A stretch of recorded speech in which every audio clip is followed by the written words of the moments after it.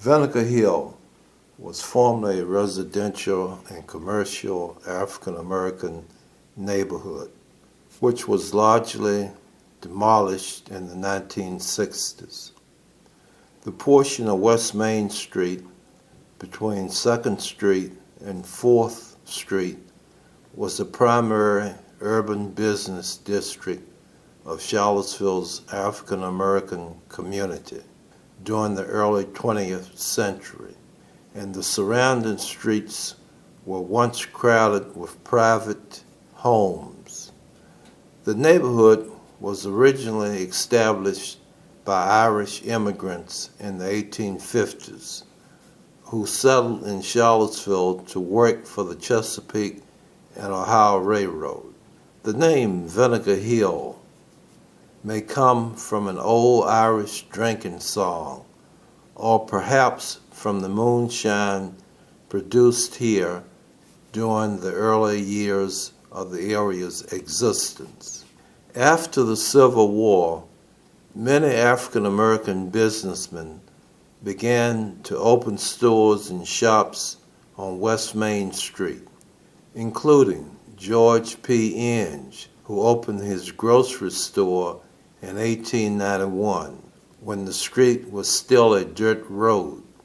The store remained in the same family for nearly 100 years and saw the growth of the street from a rural outskirt to a successful business community by the mid-20th century. Inge grocery store was also witness to the urban renewal that raised most of Vinegar Hill, causing this largely African American urban center to close down. One purpose of this urban renewal was to build a new road, Ridge McIntyre, to facilitate access from downtown Charlottesville to the growing suburbs north of town. While West Main Street had a flourishing commercial district, the residential part of Vinegar Hill remained rural until the early 20th century. Some residents raised livestock and grew crops as subsistence farmers and for trade. Small dirt roads and pathways led through the neighborhood to larger paved streets, and not all houses had indoor plumbing.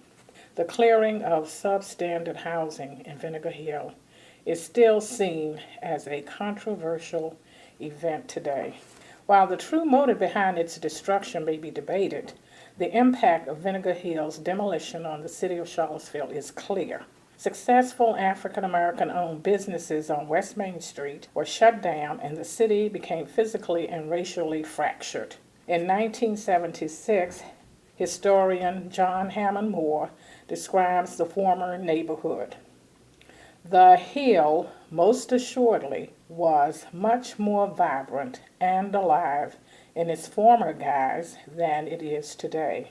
Now merely an expanse of bare ground, stretching like a no man's land.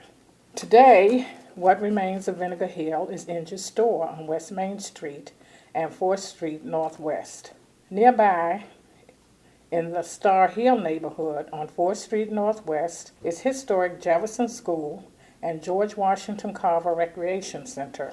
Jefferson was the first and only high school for African Americans in Charlottesville until 1951.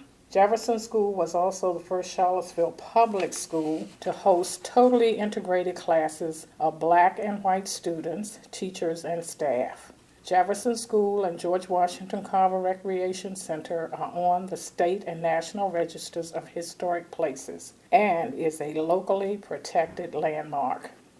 My name is John Gaines, a resident of the 10th and Page Street neighborhood.